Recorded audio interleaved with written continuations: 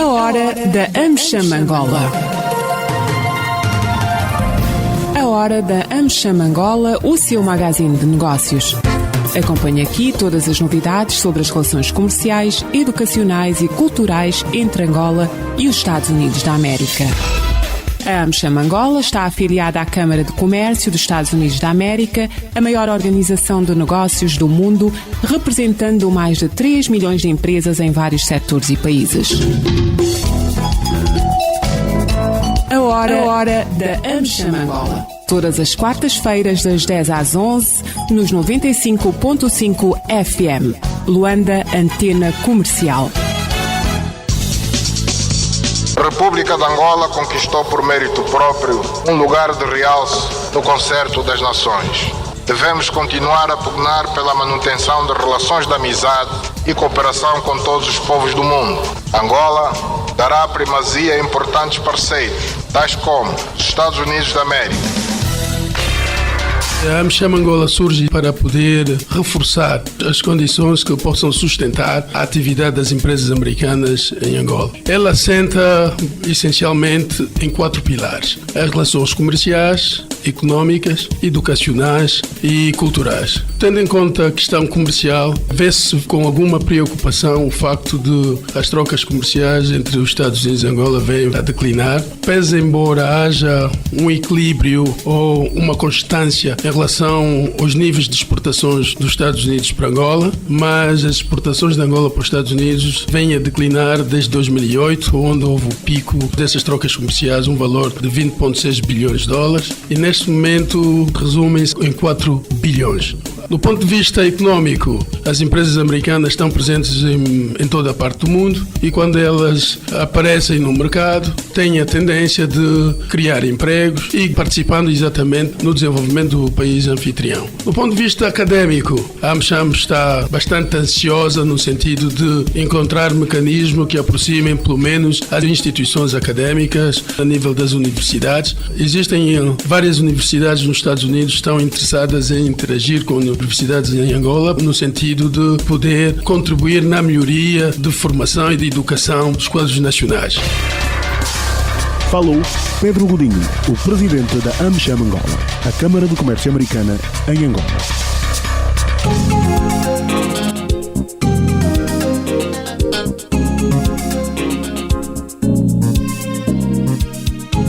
Estimados ouvintes da LAC, bom dia, sejam bem-vindos a mais uma edição do nosso programa, A Hora da AmCham, o programa que lhe conta o que de mais importante se faz e acontece nas relações entre Angola e Estados Unidos da América. Neste momento, o assunto que marca a atualidade é, sem sombra para dúvidas, o conflito ou a invasão Rússia-Ucrânia. É um tema que tem estado a criar impacto forte a nível económico. O petróleo vai negociando acima dos 100, justamente porque, como é óbvio, este mercado é sempre afetado por esses fatores, ou seja, estamos a falar da Rússia, um dos maiores produtores de petróleo do mundo, que tem sanções para retirar do mercado vários milhões de barris de petróleo do mercado, e a Rússia, um grande player, isso o mundo já nos provou, quando um grande player do setor petrolífero espirra, o mundo todo se constipa. E por isso temos aqui esta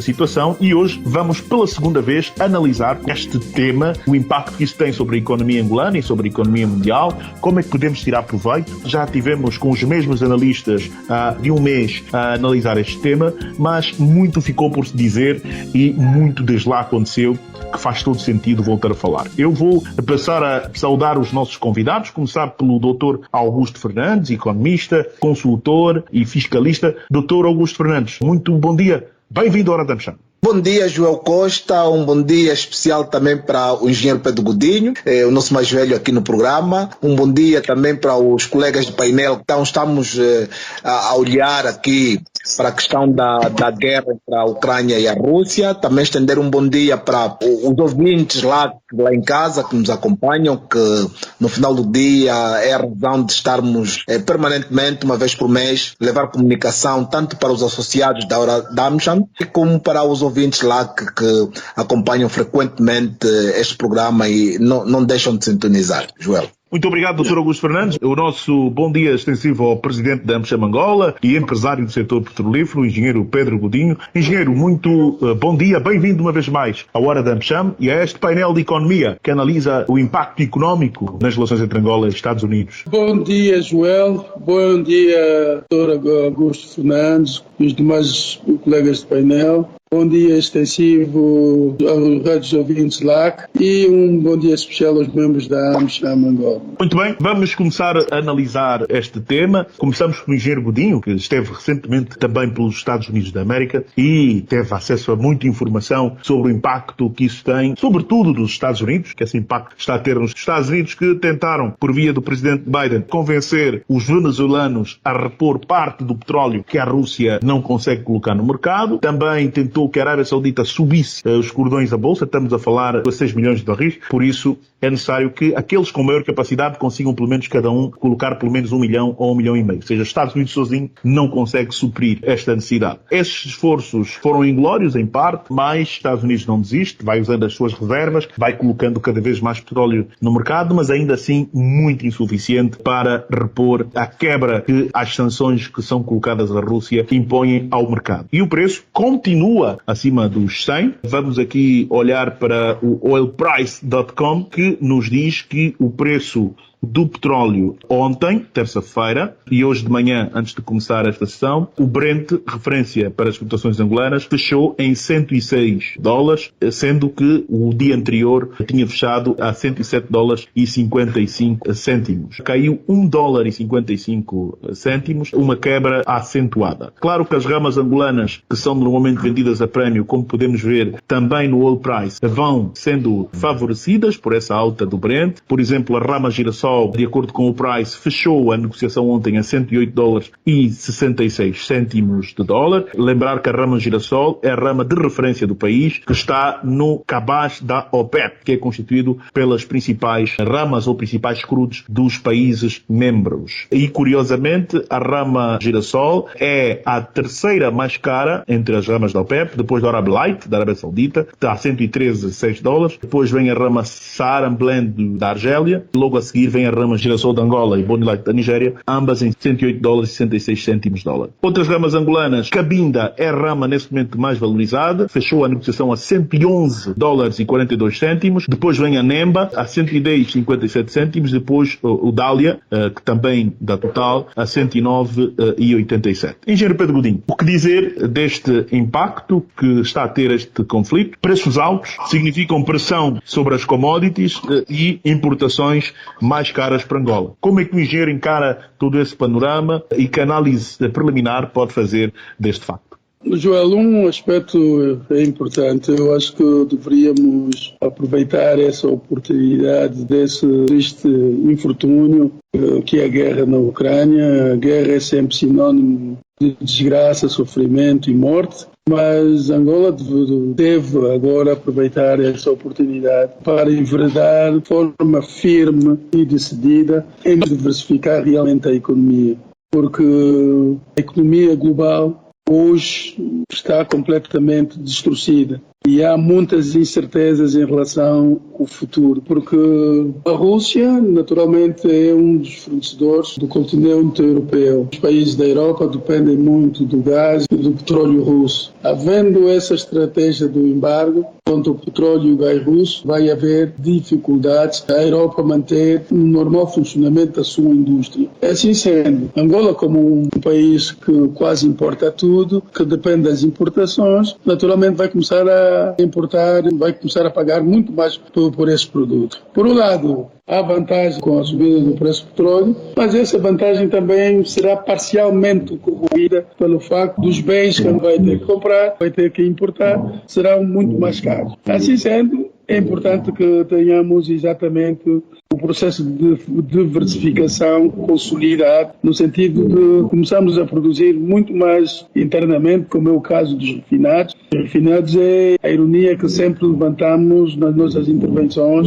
que era um caso bastante caricato. Angola chegou a produzir 2 milhões de barris dia e a importar quase 80% das suas necessidades em derivados, quer dizer, punha o petróleo no petroleiro, levava para fora e depois importava importava os refinados. Isso vai aliviar, tão logo estejamos autossuficientes em refinados, nós poderemos então otimizar todos os ganhos que possamos ter em relação ao preço alto do petróleo. Agora, em relação aos Estados Unidos em si, é importante também aprendermos essa lição. Em política tudo vale. Porque a Venezuela, Maduro, o homem mais detestado pelas opções que teve, com embargos às costas, infelizmente, agora neste momento com a situação atual no cenário mundial, do ponto de vista energético, a Venezuela é um dos países referenciados pela administração Biden para vir em socorro da economia mundial, porque havendo um embargo e havendo a OPEP a continuar a manter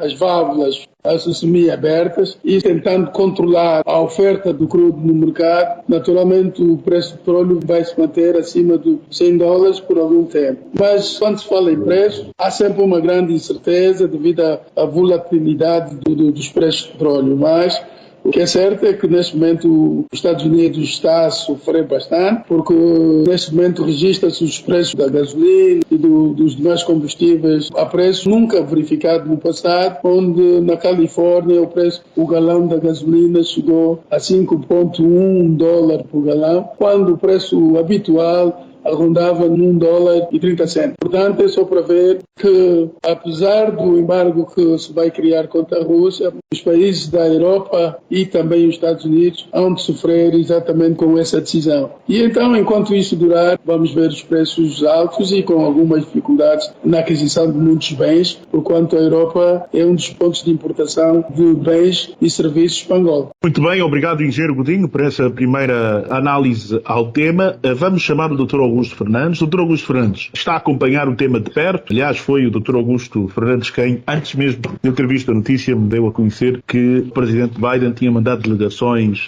à Rússia e à Arábia Saudita e que ambos os países, na ocasião, rejeitaram. Claro, em solidariedade com a Rússia, que é membro da OPEP+. No caso da Venezuela, todos nós sabemos que quando os Estados Unidos viraram as costas à Venezuela, o mundo, virou as costas com as sanções, o que aconteceu de facto foi que foram os russos quem lá estiveram, com as suas empresas, a produzir parte do petróleo e a comprar também parte desse petróleo e também a vender. Tanto no caso da Arábia Saudita, a OPEP+, tem dois líderes, de um lado a Arábia Saudita, do lado da OPEP, e a Rússia do lado dos não OPEP. Portanto, era de esperar esta ação de solidariedade. Mas como é que tem desenvolvido esta questão e que impactos tem havido? Porque Rússia e Ucrânia não é só uma questão de petróleo, também é uma questão de commodities. Também produzem alguns produtos agrícolas, como cereais e outros, são líderes mundiais e é possível perceber que este conflito está também a mexer com o preço desses commodities que são importados por vários países, incluindo Angola, que se por um lado tem com o preço do petróleo alto as reservas a aumentarem, as reservas internacionais líquidas vão aumentando, mas também temos mais o que se traduz em mais dólares disponíveis também na economia. Os dólares nos cofres de Estado vão aumentando, porque lembrem-se que os impostos de petróleo são eles pagos em dólar. O que permite também o BNA ver a moeda a valorizar. Estamos a ver a valorização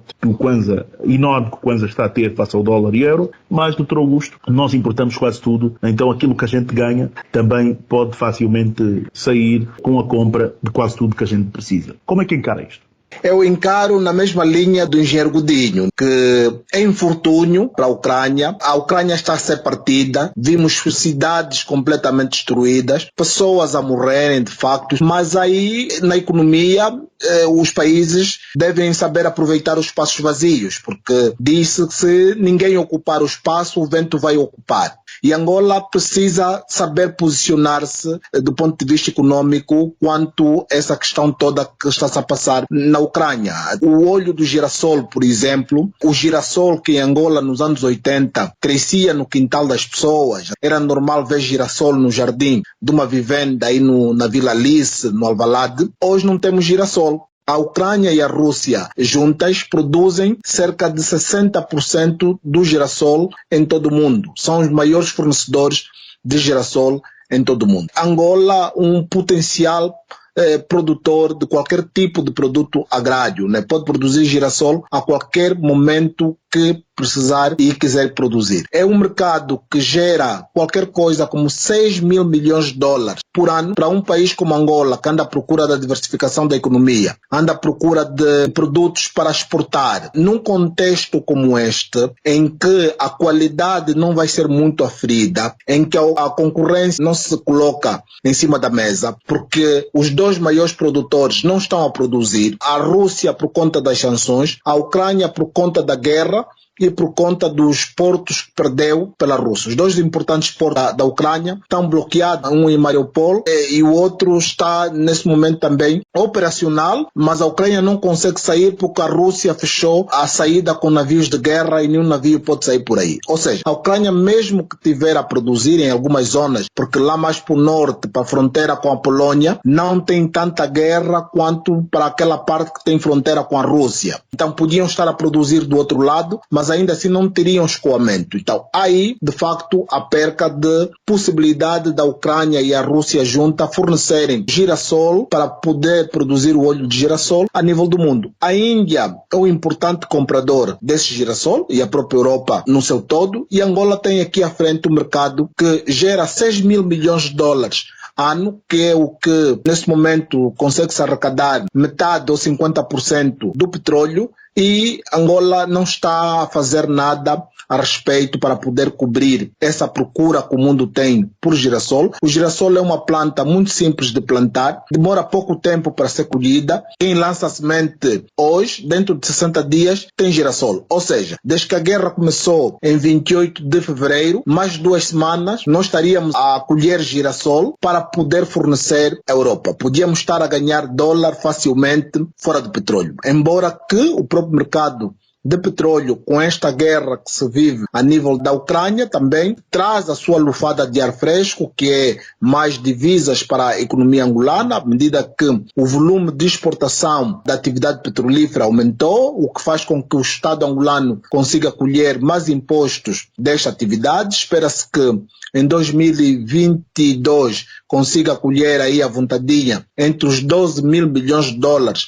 a 15 mil milhões de dólares em imposto, e é bem provável que passe os 15, chega muito próximo dos 20, se esta tendência permanecer para mais meses, até o final do ano. O que nós sabemos, e é facto, é que o petróleo, sendo um mercado de futuros, neste momento, em abril, está-se a vender o petróleo de junho deste ano, o que dá a entender que temos o primeiro semestre do ano fechado com um preço médio de petróleo acima daquilo que é o esperado. O esperado eram 59 dólares por barril, que tem no OGE 2022 como preço de referência, e o preço do barril de petróleo no mês de março fechou com uma média acima dos 100 dólares por barril. Todo o mês de março o petróleo foi transacionado acima dos 100 dólares, embora que isto poderá refletir-se nas entregas de maio e de junho, mas pronto, o mercado está nesta dinâmica. É bem verdade que mesmo que a guerra na Ucrânia termine, a onda das sanções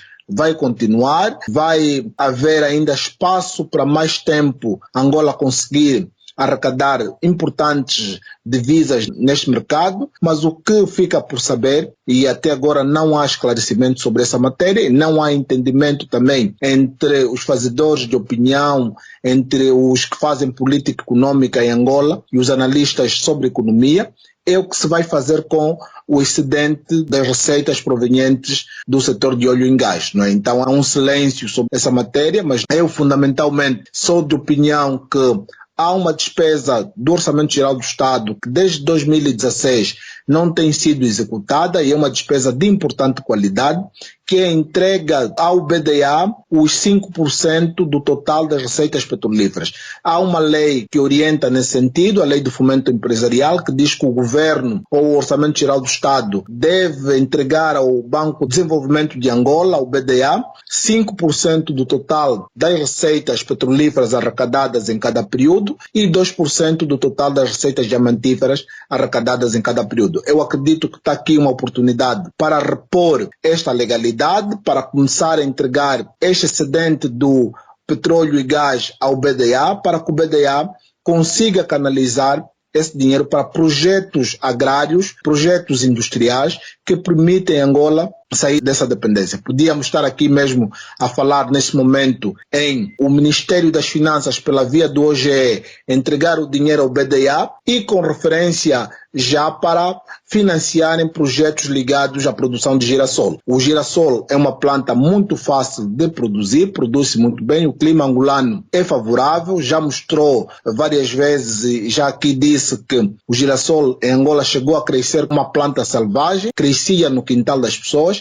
e aquela semente do girassol é muito importante para a produção do óleo de girassol, que além de ser utilizada para o consumo humano, ainda também pode ser utilizada como biocombustível para outras manutenções. Há quem utiliza mesmo como combustível para motores de tratores na fazenda. Quer dizer, há muita coisa que se pode fazer com o girassol e aproveitar essa importante matéria-prima que se tem. Para não falar só do girassol, podíamos falar de produção um bocadinho mais complexa, que é o caso dos cereais, que o engenheiro Pedro Godinho já levantou aqui. Podíamos mesmo estar a falar do milho, do trigo, em que a Rússia e a Ucrânia juntas também representam quase 50% do total do trigo consumido em todo o mundo, mas o trigo é uma cultura já um bocadinho mais complexa, obriga uma certa máquina para fazer a colheita do trigo, que era preciso importar. O próprio trigo também tem um período de cultura maior que o girassol, enquanto o girassol em 60 dias está a dar a colheita, o trigo varia entre 3 meses a 4 meses, o que implica dizer que ainda teríamos tempo de fazer uma colheita de trigo em 2022 para poder fazer entrega para aí o setembro, outubro deste ano. Quero dizer que há espaço aqui para a diversificação da economia, para a diversificação das exportações, para podermos ter divisas alternativas ao petróleo. O mercado está aberto, está favorável, fora do âmbito petrolífero. É só quem governa, fundamentalmente a partir dos bancos públicos, que podem ser acelerados muito mais rápido, aproveitar e injetar capital direcionado para a produção de trigo, para a produção do milho, para a produção do girassol e podermos de facto ter uma diversificação da economia. Agora, a Europa, a América vão também ter as suas economias um bocadinho encolhidas, fruto daquilo que é a inflação que se verifica na zona euro, que está muito elevada. Fala-se que o Banco Central Europeu a qualquer momento pode começar a mexer na taxa de juros, e quando mexer na taxa de juros a economia vai arrefecer um bocadinho. Também aquele apetite pela compra das matérias-primas, seja o trigo, seja o girassol, entre outros, também vai diminuir, porque vai haver um arrefecimento desta economia, tanto na Europa quanto na América, e depois poderá estender-se também este encolhimento no PIB mundial, que poderá afetar a própria Ásia, fundamentalmente a China, e a África no seu geral acabará por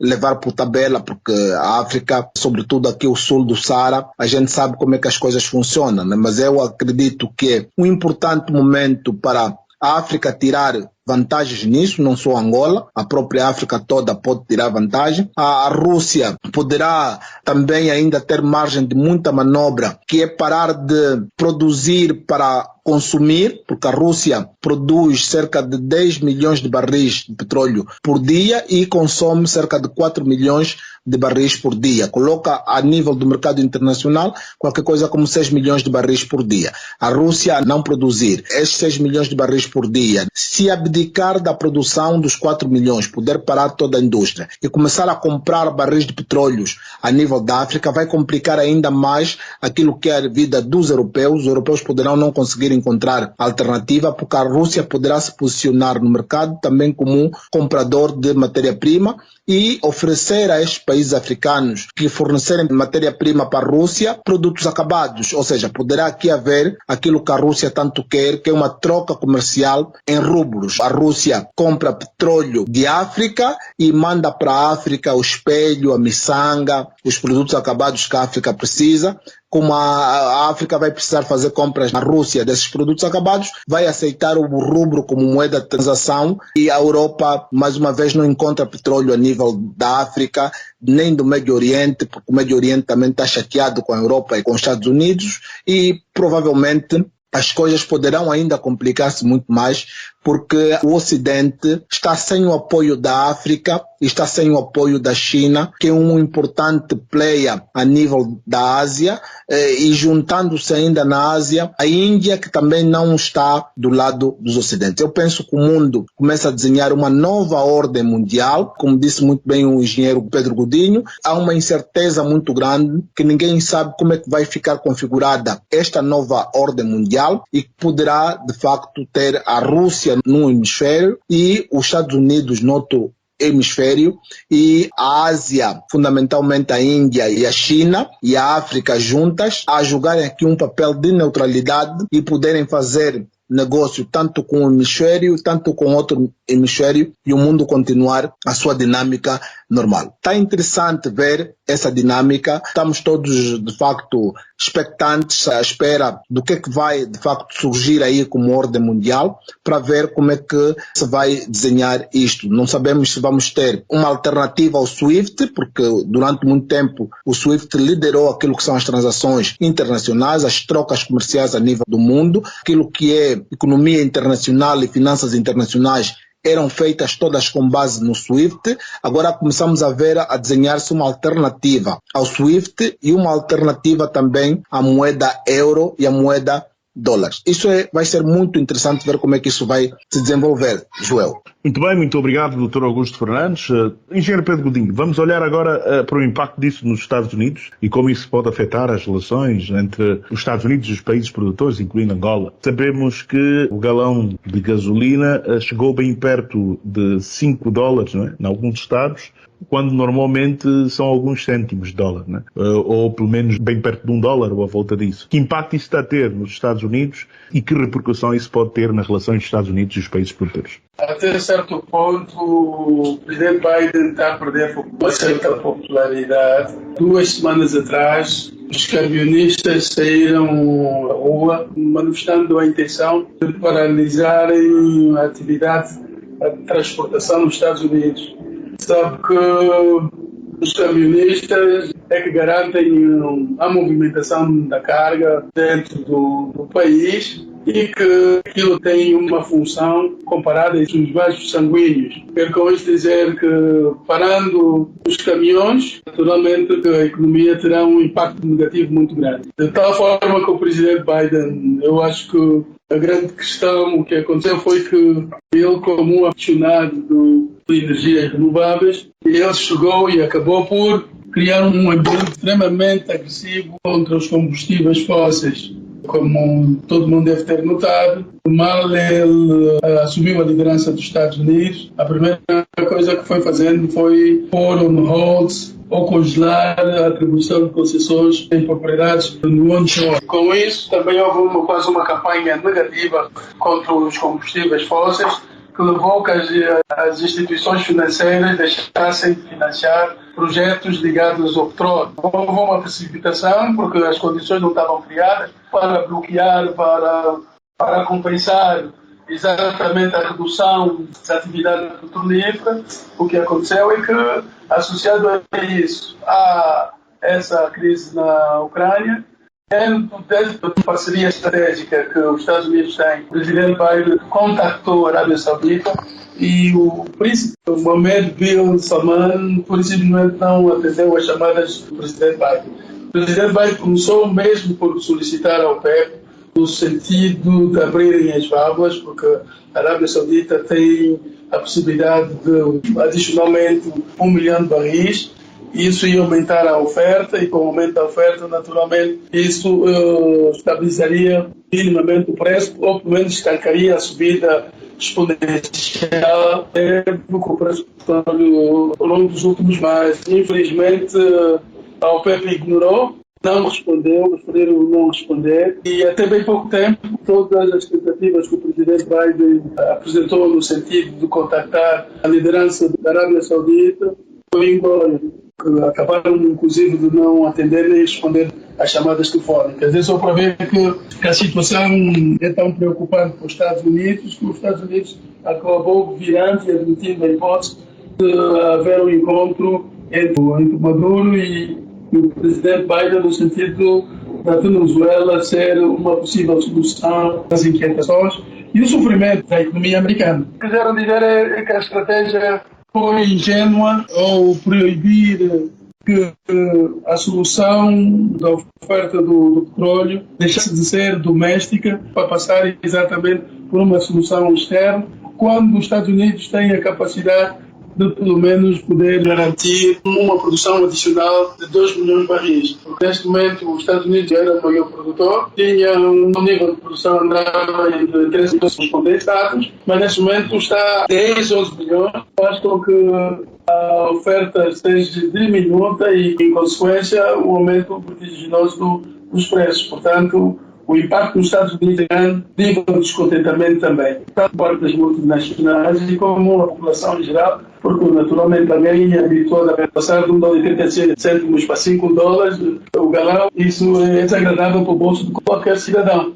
Muito bem, engenheiro Pedro Godinho, muito obrigado. Doutor Augusto Fernandes, olhando para os dados que o engenheiro Godinho traz à mesa, o que se lhe apraz dizer? De facto, pelo que o brasileiro diz, temos aqui pano para muita manga, não é? Se a gente olha para a inflação, conforme está a galopar a nível da América, eu tenho estado a dizer que feliz é o presidente Macron, que vai realizar eleições dentro de alguns dias. Os presidentes que vão realizar eleições em 2023, em 2024, vão ser severamente castigados por esta decisão que tomaram de sancionar a Rússia, que vai levar para os seus países uma inflação muito galopante, vai levar sofrimento para o povo nos seus países, vai levar desemprego para os seus países, e esse desempregado, o próximo ano, certamente que não vão votar para esses governos que tomaram essas decisões. Eu já escuto relatos que vêm da discussão entre a União Europeia e a Alemanha, e o alemão já chegou à conclusão de desligar o gás russo para morrer de frio, conforme os outros estão a morrer de frio, é uma estupidez. Isto não é solidariedade, mas sim estupidez. Está a passar em cadeias televisivas internacionais, o debate está à flor da pele, já há europeus que não se revêem nas sanções dadas à Rússia, porque está a levar sofrimento para os seus países. O mesmo vai se passar nos Estados Unidos. Dentro de alguns meses, a América vai estar dividida em dois: aqueles que concordam com as sanções e aqueles que não concordam com as sanções, visto que estará a levar desemprego, falta de comida para a mesa das famílias, diminuição do status quo, diminuição da qualidade de vida. Isso tudo vem atrelado à inflação. E a inflação que se está a viver na Europa, a inflação que se está a viver nos Estados Unidos, no final do dia vai se traduzir nisso. Feliz é o presidente Macron, que vai realizar eleições daqui a pouco. Feliz é o presidente de Angola, o MPLA, que vai realizar eleições em agosto. Todos os países que vão realizar eleições em agosto ainda estão naquilo que eu posso chamar no período de graça, em que as pessoas ainda não caíram no racional, em que as pessoas estão no espírito de manada. O próximo ano, em 2023, os países começarem a realizar eleições neste período, os governos em exercício nesses países já começarão a ser cobrados pela posição que tomaram a favor ou contra da guerra na Ucrânia. O próprio Putin na Rússia poderá também vir ser severamente castigado nas próximas eleições. Provavelmente vai ter uma queda de popularidade, porque sabemos que na Rússia vivem parentes de pessoas que vivem na Ucrânia, primos, irmãos, filhos. É um país em que os laços sanguíneos são muito fortes, e eu não acredito que aquelas pessoas que vivem na Rússia e que perderam seus parentes na Ucrânia vão continuar a apoiar o Putin conforme apoiavam antes do início desta invasão. O que o Putin pode ter, o presidente Putin, o que lhe espera é uma diminuição drástica da popularidade. Embora ainda, se ele se candidatar, e pode fazê-lo até 2032, poderá renovar o seu mandato, mas só com um forte descontentamento, uma popularidade muito baixa. O mesmo não digo para o Biden nos Estados Unidos, que provavelmente em 2024 a permanecer na dinâmica do cotidiano que estamos a assistir agora na América, subida do preço do galão de combustível, conforme o engenheiro Pedro Godinho relata na primeira pessoa, porque esteve lá há bem pouco tempo. O combustível está a subir, os camionistas estão a fazer greves, estão a fazer manifestação, estão a parar de levar as cargas. Isso vai levar problema em toda a cadeia de abastecimento de suprimentos, que vai levar problema para toda a América. Eu não acredito que Biden venha renovar o mandato, vai ter uma quebra de popularidade fora de série e provavelmente em 2024 há uma troca de governo na América. Se ele tentar por candidatura, provavelmente vai ser chumbado, vai ser reprovado conforme foi reprovado Donald Trump depois do Covid, não é? Sabemos que Donald Trump antes do Covid estava com uma boa popularidade, os índices de desemprego nos Estados Unidos estavam a cair para níveis recordes históricos, mas quando veio o Covid, fruto daquilo que são os posicionamentos que teve diante da pandemia, teve uma quebra de popularidade e não conseguiu fazer a renovação de mandato. É este problema que o Trump levantou problema com a China, teve problema com a China que lhe custou o mandato. O Biden está a desenvolver um problema com a Rússia que certamente lhe vai custar o mandato. E eu penso que depois de ou o Biden ou o Putin perder o mandato, mas provavelmente quem vai perder é o Biden, o mundo vai voltar a ter uma calminha, porque o próximo presidente dos Estados Unidos provavelmente não vai querer seguir essa linha de Biden, de confrontar a Rússia, de criar condições para haver guerra aí no coração da Europa. É só dizer que o Biden foi vice-presidente de Obama, e Obama já havia levado essa confusão para a Ucrânia em 2014, que deu no que deu, que foi a anexação da Crimeia. Mas pronto, eu penso que é uma extensão da agenda de Obama, esta agenda que o Joe Biden está a levar a cabo, que é uma agenda que já custou caro aos democratas e vai voltar a custar caro aos democratas nas próximas eleições nos Estados Unidos. Nós por cá, em Angola, como disse muito bem, que provavelmente vamos ter uma neutralidade neste momento, que pode muito bem ser aproveitada com os espaços vazios que estão a ser deixados a nível dos mercados internacionais de óleo, de cereais e mesmo de petróleo, porque ainda no âmbito de petróleo e gás, Angola tem uma cota na OPEP de produção que não está a conseguir produzir. Angola pode produzir até 1,3 mil milhões de barris por dia, mas só está a produzir 1,1 milhões de barris por dia, o que implica dizer, mesmo não havendo aceitação na OPEP de aumento de produção por fruto daquilo que é a conjuntura internacional, Angola ainda tem espaço para aumentar qualquer coisa como 200 mil barris por dia, estando o mundo atrás de locais para investimento para expandir a produção. Angola inteligentemente pode, por via da Total ou por via da Eni, a italiana, fazer acordos para rapidamente aumentarem a produção e cobrirem esses 200 mil barris por dia que Angola não está a conseguir produzir, mas que esse é o direito de produzir fruto daquilo que é a cota que a OPEP mais a Rússia lhe permitem produzir. Eu penso que Angola tem espaço para tirar muita vantagem desta desgraça alheia, que os ucranianos que vivem em Angola que nos perdoem, mas o mercado é mesmo assim. Há a vantagem de poder acudir a alguma situação na Europa com o aumento desta ligeira cota de produção. Sabemos que o mundo está à procura de milhões de barris, quer cobrir os 6 milhões de barris que a Rússia coloca no mercado internacional todos os dias. Países como a Venezuela, como a Arábia Saudita, como o Irão, o Iraque, entre outros, não estão dispostos a aumentar a sua produção, mas os países ocidentais podem apanhar essas pequenas vagas de 200 mil barris aqui na cota de Angola, 200 mil na Nigéria, 200 mil num outro país e poderem, de alguma forma, compensar alguns milhões. Mas eu costumo sempre dizer que, no ponto de vista estratégico, não podemos pensar que nós vamos praticar uma ação e que os outros vão ficar de braços cruzados. Provavelmente a Rússia não vai ficar de braços cruzados e a Rússia também pode, para dificultar ainda mais as coisas, colocar-se no mercado internacional como comprador de petróleo, com rublos. Ela pode utilizar o rublo, não é, para poder comprar petróleo em troca de exportação de matéria-prima que os países africanos precisam muito. Os países africanos compram sempre, todos os anos, importante quantidade de armamento na Rússia, que poderão fazer a troca em rublo. A Rússia importa petróleo da África e a África importa armamento da Rússia. E essa troca comercial poderá dar-se no novo canal de SWIFT criado pela Rússia e na moeda rublo, que é a moeda Rússia. Eu penso que o melhor nesse diapasão todo que o mundo apresenta é os Estados Unidos e a Rússia sentarem à mesa de negociação, poderem chegar a um acordo para que este conflito não se degenere para outras latitudes e provavelmente para a África. Nós sabemos que a África foi fortemente afetada no âmbito da Guerra Fria, que terminou com a queda do Muro de Berlim em 1989, mas a África sofreu muito por conta desta divergência entre os Estados Unidos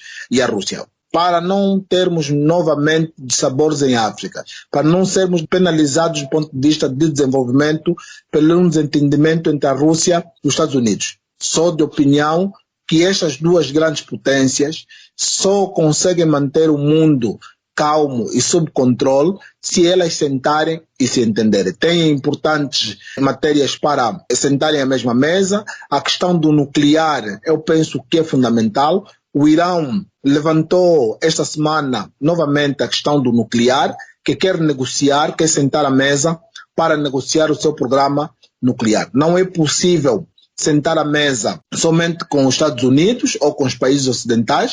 A Rússia vai ter que ser chamada nesta mesa de negociação e eu penso que vai ser a primeira ronda onde se vão encontrar dirigentes ocidentais e dirigentes russos, fundamentalmente para discutir a questão do nuclear no Irão. O Irão é um importante vizinho da Rússia, é um importante player no Médio Oriente, coloca em xeque determinadas posições americanas no Oriente Médio e o americano tem toda a disponibilidade para sentar à mesa com o iraniano. Porém, não poderá fazê-lo sem o russo, porque discutir questões nucleares ou questões ligadas ao espaço, questões espaciais, sem a Rússia à mesa, é uma negociação necessária. Nós vimos há 2 semanas atrás que importantes interesses americanos não foram ao espaço, porque a rampa de lançamento dos foguetes é russa. E vimos um foguetão russo a vir do espaço e a trazer um cidadão norte-americano, que certamente já estava no espaço à espera de boleia para vir para a Terra, e passou por lá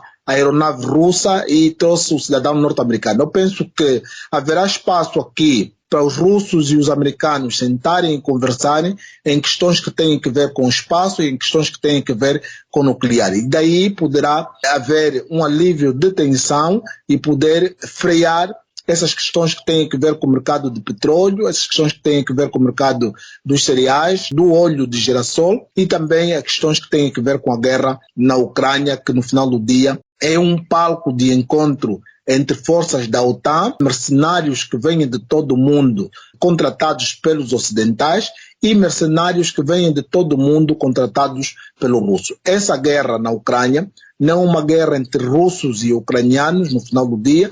A Ucrânia é o espaço que foi eleito para as forças poderem litigar. Estão aí todos os mercenários a nível do mundo, todas as forças especiais a intervirem na Ucrânia e se continuarem a litigar nesse território, vão acabar por partir o país todo, conforme fizeram na Síria, onde acabaram de sair, porque em 2014, quando começou a confusão na Ucrânia, a confusão transferiu-se rapidamente para a Síria, e é na Síria onde todas as forças estranhas, negativas à paz, foram se encontrar e lutaram até partir a Síria por completo. Alepo hoje já não é uma cidade, já não se fala de Alepo, assim como Mariupol também já não é uma cidade, está totalmente devastada. Eu penso que isso só vai parar quando haver entendimento entre os Estados Unidos e a Rússia, ou fundamentalmente quando Biden sair da presidência dos Estados Unidos, haverá um frear da situação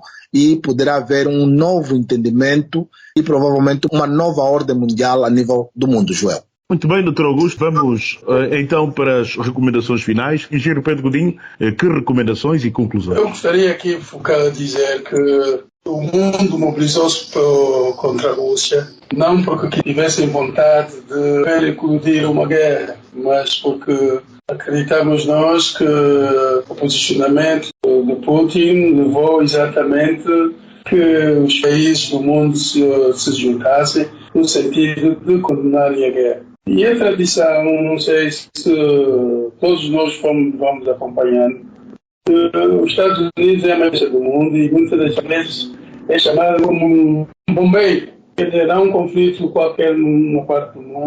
Os Estados Unidos, mesmo através das Nações Unidas, é um país que absorve a maior parte do fardo em termos de responsabilidade. É como podemos dizer o irmão mais velho. Portanto, quando somos mais velhos, somos sempre os primeiros a sermos chamados em casos de conflitos para poder ajudar a dirimir. Eu acho que as negociações antes da inclusão da guerra foram bastantes. Quer dizer que houve uma grande romaria a Moscou no sentido de persuadir o presidente Putin a não entrar numa guerra aberta contra o Ucrânia. Agora, eu penso que nunca houve motivação por parte dos Estados Unidos provocar uma guerra ou poder advogar uma situação como essa. Antes, pelo contrário, tanto os Estados Unidos como a Europa sempre tentou evitar, porque a Europa, por causa da dependência que tem do gás e do petróleo russo, e os Estados Unidos, porque também não quer fazer frente à Rússia, porque são duas potências nucleares e qualquer conflito entre as duas paga também o mundo, né? Mas o mais importante no meio disso tudo, tomamos como lição, essa guerra terá um impacto muito grande sobre as nações dependentes como Angola, sobretudo alguns países africanos, como aqui já foi dito, em função dos cereais, o trigo já começa a escassear. Por exemplo, já países mesmo da Europa estão a racionalizar o trigo, a farinha de trigo, para garantir que o pão não falta à mesa dos seus cidadãos. Então, é sempre uma preocupação. E o outro aspecto, tudo que é bastante negativo. É bastante negativo, perdem-se vidas e, naturalmente, destroem-se infraestruturas e destroem-se famílias. E, então, penso que o impacto desta guerra, como é o tema deste programa hoje, é extremamente negativo e vai ser doloroso para todos. Mesmo para a Europa, para os Estados Unidos já está a ser, para a Europa e para nós africanos, porque, no fundo, vamos importar a inflação mundial. Neste momento está o nível de inflação dos Estados Unidos anda à volta dos 7,1% e ao continuar, provavelmente a tendência será para subir. Então, antes da guerra, estava a um nível extremamente muito mais abaixo, mas neste momento a tendência é isso. E, portanto, as desvantagens dessa guerra são enormes e, acima de tudo, imprevisíveis. Quer dizer que, neste momento, ninguém é capaz de ver exatamente qual vai ser os danos no final das contas. Muito obrigado, engenheiro Pedro Godinho. Dr. Augusto Fernandes, para recomendações. No final do dia, o engenheiro Pedro Godinho disse o que vai acontecer. O mundo todo vai sofrer. Se o PIB mundial vai encolher, quando nós ouvimos o Banco Mundial, o FMI, as agências de notação financeira, todas unânimes em dizer com esta guerra na Ucrânia, as sanções à Rússia, o PIB mundial vai encolher. Se o PIB mundial vai encolher, vai haver sofrimento no mundo todo. Nos países, em algumas latitudes mais do que as outras, mas fundamentalmente todos vão sofrer. E a África não vai ficar de parte, a África poderá ser a parte mais afetada deste conflito entre a Rússia e a Ucrânia, que está-se a passar na Ucrânia. A África deve se preparar, fundamentalmente os países produtores de petróleo, que vai haver agora uma aceleração da diminuição da dependência do petróleo e do gás. A Europa não quer depender do gás e do petróleo russo, vai encontrar mecanismos para poder aquecer as pessoas, os animais e as frutas. Caricatamente, ontem vi um documentário numa cadeia televisiva internacional que os agricultores na França estão a acender fogo debaixo das árvores para crescer as árvores de fruta, para que elas não estraguem, porque se a fruta congelar na árvore, ela automaticamente apodrece, estraga, já não serve para nada. Está tão frio e eu acredito que eles aqueciam aquilo com gás, o gás fazia com que não ficasse tão fria a Europa. Com essa diminuição do gás, as frutas estão a apodrecer. Provavelmente não vai ter fruta porque o gelo está a consumir a fruta. Estão a utilizar técnicas diferentes. Há agricultores que estão a fazer irrigação durante a noite toda, porque a noite é mais fria, a temperatura cai até 4 graus negativos, e há agricultores que estão a fazer rega com água natural, temperatura normal, para não permitir que as frutas congelem e estraguem. Quer dizer, estão aqui a aparecer exercícios. A Europa está a pensar numa forma de utilização menor do petróleo e do gás. Eu penso que devíamos ficar muito alerta, devíamos acelerar aquilo que é o nosso pensamento de diversificação da economia, porque o fim do petróleo poderá ser acelerado. Nós estávamos a prever antes da guerra na Ucrânia que o fim do petróleo podia dar-se em 2030, de para frente, a quantidade ia reduzir para muito próximo da metade do que se consome hoje, mas provavelmente com esta guerra na Ucrânia, eu acredito que a partir de 2026, 2027, já estará a Europa muito solta da dependência do petróleo e do gás, porque a Europa não vai querer sair da dependência do russo e tornar-se dependente dos Estados Unidos ou dependente de um outro país africano. A Europa vai querer uma independência total e só vai conseguir se conseguir livrar-se do consumo de petróleo e de gás. Então, era necessário, aqui a minha recomendação fica para os governos africanos, fundamentalmente aqueles que são muito dependentes da exportação de petróleo e gás, encontrarem rapidamente, provavelmente nos próximos 4 anos, uma alternativa ao petróleo, porque a Europa sentou-se, elaborou um plano estratégico em menos de 30 dias, os eurodeputados, o governo a nível da Europa, conseguiram encontrar um plano que ninguém sabe qual é o plano, mas o que é verdade é que eles têm uma estratégia para se tornar menos dependente do petróleo e do gás. A África deve sentar-se, Angola fundamentalmente deve sentar e encontrar já um plano execuível que nos próximos 3 anos a dependência de petróleo e de gás deve cair na ordem dos 50%. Eu digo que quando falo cair na ordem de 50%, estou a dizer o volume de exportação angolana, o petróleo deve ter um peso nos próximos 2 anos de 50% e o resto da economia consumir os outros 50% da exportação. Nesse momento, dependemos 98% da exportação, daquilo que se exporta a posterior, 98% é petróleo e gás, e não poderemos continuar nesta dependência depois de 2027, porque vamos passar fome. Há espaço, há tempo e ainda há uma alternativa para encontrar, mas é necessário que se sentem quem de direito, as pessoas que pensam, os fazedores de opinião, os analistas, o governo, para desenhar esse plano estratégico de saída da dependência do petróleo. Eu penso que a título de conclusão ficava por aqui, Joel. Muito bem, muito obrigado, Dr. Augusto Fernandes. Vamos agradecer também ao engenheiro Pedro Godinho, aqui esta análise a este tema da guerra, a Ucrânia-Rússia, que vai, naturalmente, enquanto durar, ter impacto sobre os preços e nós vamos acompanhando à medida que surgirem novidades. Engenheiro Pedro Godinho, muito obrigado. Claro que vamos voltar a tê-lo já na próxima semana no painel de Petróleo e Gás. Um forte abraço e até a próxima semana. Muito obrigado, Joel, pelo convite. Estaremos aqui mais vezes. O tema não se esgota aqui. Penso que há necessidade de continuarmos a esmiuçar esse tema, dado a importância que ele possa ter na vida de todos nós, não é? Muito obrigado, Engenheiro Pedro Godinho. Dr. Augusto Fernandes, muito obrigado e, naturalmente, até a próxima edição desse programa. Obrigado pela sua participação. Obrigado, Joel. Boa continuação. Estamos juntos. Ok, ao caro ouvinte, muito obrigado por estar do outro lado, sintonizados 95.5 em FM. A todos um forte abraço e até à próxima edição do programa Hora da AmCham. Até lá. João Costa e António Santos despedem-se com a promessa de regressarem na próxima semana. A Hora da AmCham Angola. A Hora da AmCham Angola, o seu magazine de negócios. Acompanhe aqui todas as novidades sobre as relações comerciais, educacionais e culturais entre Angola e os Estados Unidos da América. A AmCham Angola está afiliada à Câmara de Comércio dos Estados Unidos da América, a maior organização de negócios do mundo, representando mais de 3 milhões de empresas em vários setores e países. A Hora da AmCham Angola. Todas as quartas-feiras, das 10 às 11, nos 95.5 FM. Luanda, Antena Comercial.